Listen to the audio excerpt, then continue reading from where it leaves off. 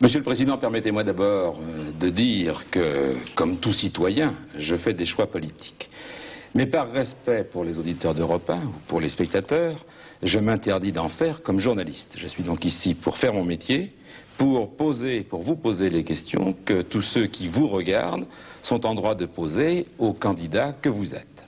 Alors vous avez dit, je suis le candidat de l'espoir. C'est assurément le plus beau des programmes. Il faut bien dire que la plupart des candidats prétendent parler le langage de l'espoir.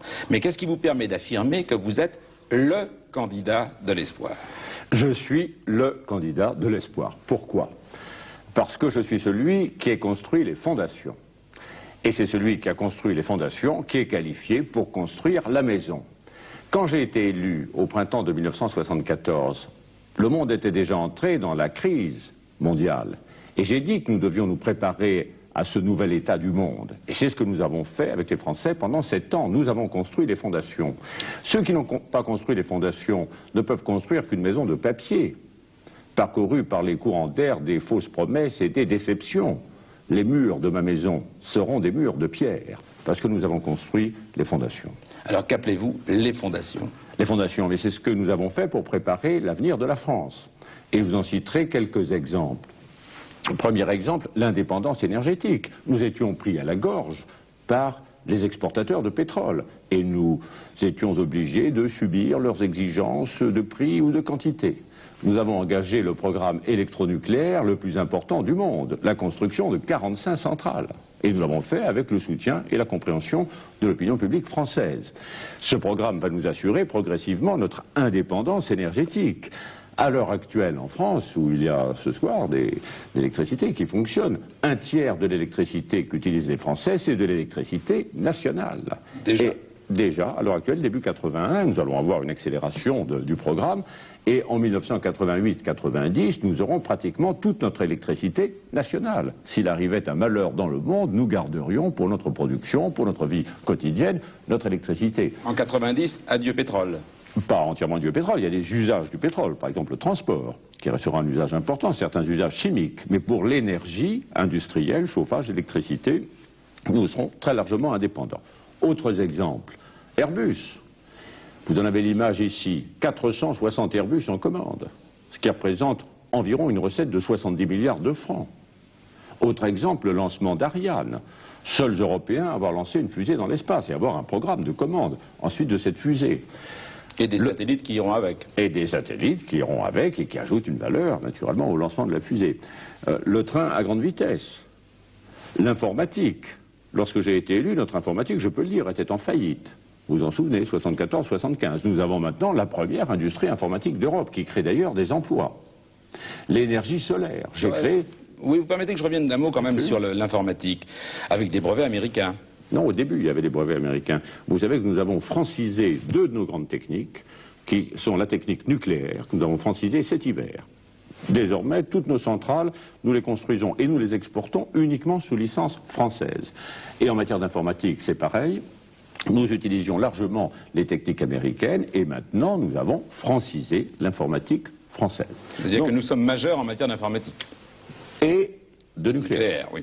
Nous sommes non seulement majeurs, nous sommes français. Nous sommes indépendants, nous sommes français. Bon, il y a ces secteurs dits de pointe, mais il y a aussi les industries traditionnelles, sidérurgie, textile, automobile. C'est pendant ces 7 ans que nous avons réorganisé dans des conditions difficiles, socialement douloureuses, notre sidérurgie. Mais maintenant c'est fait. Elle est techniquement la plus solide d'Europe. Je disais en Lorraine l'autre jour que pour produire 1 tonne d'acier, il faut le même nombre d'heures de travail en France et en Allemagne fédérale. Ce n'était pas le cas il y a quelques années. L'automobile, c'est pendant ce septennat que l'industrie automobile s'est organisée autour de 2 grands groupes nationaux qui sont maintenant à l'échelle européenne et mondiale, qui traversent à l'heure actuelle une passe difficile, mais qui sont parmi les plus solides du monde, et dont bien entendu nous assurons la continuité de l'activité. Donc transformation, réorganisation des industries traditionnelles. Et développement des industries nouvelles. Et recherche scientifique et technique. Nous avons, en 1981, augmenté sensiblement nos crédits de recherche dans différents domaines. Je vous citerai le cas de la recherche médicale. Nous sommes devenus, à l'heure actuelle, parmi les meilleurs du monde, et j'ai indiqué comme objectif la recherche médicale française devait être la meilleurs du monde. Je l'ai dit il y a quelques mois à l'Académie de médecine, nous pouvons le faire. J'ai fait faire, vous le savez, des études sur la biologie et ses conséquences, qui vont être certainement une des grandes branches en développement de l'activité humaine et même de l'activité économique. Et puis notre agriculture. Nous avons l'agriculture la plus puissante d'Europe, nous en avons fait, car c'est récent, la deuxième agriculture exportatrice mondiale, après les États-Unis. Nous avons signé récemment, vous avez vu, des contrats d'exportation très importants, et c'est également récemment que nous avons développé nos industries agroalimentaires. Nous avons une vocation évidente dans ce domaine. J'ai envie de vous poser beaucoup de questions. Parce que vous venez de citer les agriculteurs, mais les PMI, les PME, ils semblent être un peu tenus à l'écart de cet espoir avec un grand E qui s'appuie sur les techniques nouvelles, sur des grands groupes industriels puissants dans le monde, mais pas du les tout. PMI... Pas du tout. À l'heure actuelle, il y a en France 800 entreprises qui emploient plus de 1000 personnes. 800. Tout le monde croirait qu'il y en a beaucoup plus. Il y en a 800. Et toutes les autres, ce sont des entreprises petites et moyennes. Et dans des branches que je vous citais tout à l'heure, par exemple l'informatique, vous avez beaucoup d'entreprises petites et moyennes très performantes. Dans les énergies nouvelles, le solaire et les différentes technologies qui vont aller avec le solaire, vous avez beaucoup d'entreprises petites et moyennes. Donc c'est une erreur de croire que le futur, ce sera les grandes entreprises. Je vous dirais qu'au contraire, les grandes entreprises, c'était souvent le 19e siècle. Et nous aurons un tissu d'entreprises petites et moyennes très actifs. D'ailleurs, nous l'avons déjà à l'heure actuelle. Alors, ma deuxième question concerne précisément l'emploi. C'est-à-dire qu'une France grande et puissante, c'est bien. Je crois que aucun Français ne le contestera. Encore faut-il le faire. Encore faut-il le faire, Monsieur le Président, mais à la condition tout de même, cette France puissante, que chaque Français y retrouve son bonheur, à commencer par le travail. Or, vous savez bien que pendant 7 ans, ça a été extrêmement difficile. Est-ce qu'il y aura plus d'emplois demain? Est-ce que ce travail sera plus agréable? Est-ce qu'on travaillera un peu moins? Est-ce qu'on vivra mieux? Eh bien, nous avons fait cet effort. Ça n'était pas pour la beauté des statistiques. Nous avons fait cet effort précisément pour répondre aux besoins des Françaises et des Français. D'abord, besoin de création d'emplois.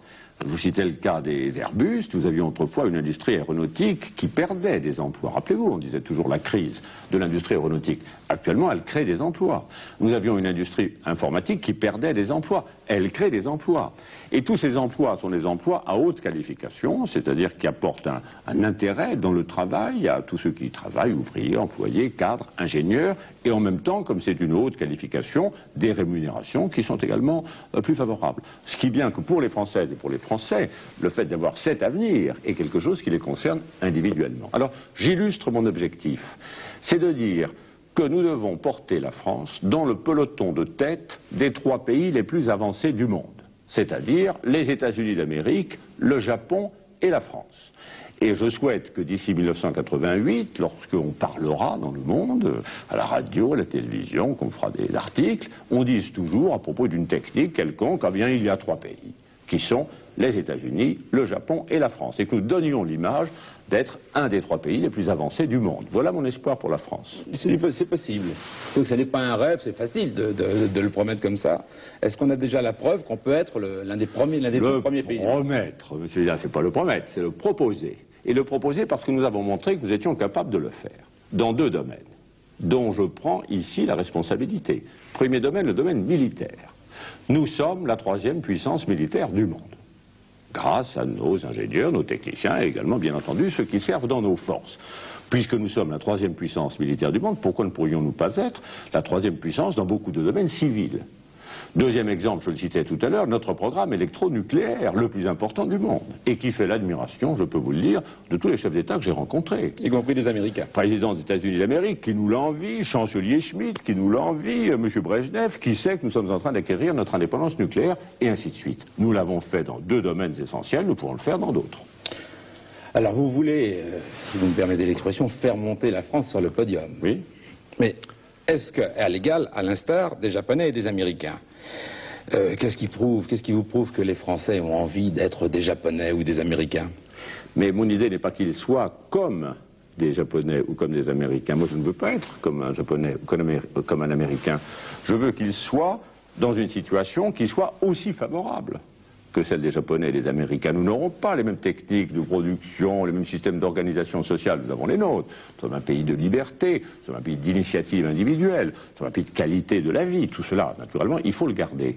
Mais je vous répète, nous avons pu le faire dans des domaines essentiels, Domaine de la défense, domaine électronucléaire et domaine de l'aviation civile. Nous sommes actuellement, au point de vue des avions et des hélicoptères, le deuxième producteur mondial après les États-Unis d'Amérique. Donc nous sommes capables de le faire dans d'autres domaines. Je suis sûr que pour l'agroalimentaire, nous pouvons être le deuxième pays du monde, car nous avons les produits, nous avons la technologie, nous avons la réputation.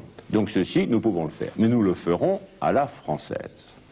Et dans l'objectif que je vous indique, cela ne consiste pas à aller chercher des modèles chez les autres. On nous a proposé indéfiniment des modèles chez les autres. On a même eu des modèles maoïstes, comme si la France pouvait s'organiser sur la base d'un système tel que le système chinois, correspondant à des situations complètement différentes de la nôtre. Et puis on nous a parlé de modèles scandinaves, il y a eu toutes sortes de modèles qui ont défilé sous nos yeux. Moi je souhaite que nous fassions tout ceci à la française. D'ailleurs toute ma campagne, je la situe dans une perspective nationale, une perspective française. Donc voyez bien l'objectif, c'est que la France rejoigne, dans beaucoup de domaines, le peloton des pays les plus avancés du monde. Et je répète, pour qu'on l'ait dans l'esprit, États-Unis d'Amérique, Japon, France. Et que tout le monde le sache dans le monde. Mais que nous le fassions à notre manière. Et on nous a beaucoup parlé autrefois de modèles étrangers. Je souhaite que dans cet effort, il y ait un modèle à la française, concernant le mode de vie, le mode de travail, le mode d'organisation sociale, la solidarité entre nous. Et que ce modèle français soit un modèle pour les Français et aussi un modèle pour les autres. Merci, Monsieur Gildas, de m'avoir posé vos questions.